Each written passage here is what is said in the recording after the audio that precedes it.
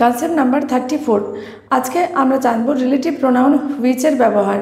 Which আমরা সাধারণত ব্যবহার করি যদি আমাদের অ্যান্টিসিডেন্ট হয় কোনো নন লিভিং থিংস, কোনো অ্যানিম্যাল, বার্ডস বা কোনো ইনঅ্যানিমেট অবজেক্ট অর্থাৎ অপ্রাণীবাচক বস্তু, বা যদি কোনো অ্যানিম্যাল, পশু, পাখি এইসব থাকে, তো সেক্ষেত্রে আমরা হুইচের ব্যবহার করি। For example, I red a book which is very interesting. এখানে বুকের জন্য আমরা হুইচ ব্যবহার করেছি।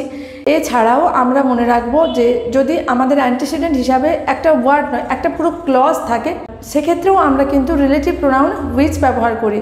For example, you have never come late which is the proof of your punctuality. এখানে you have never come late এই পুরো ক্লজটাকে রেফার করছে কে না, হুইচ।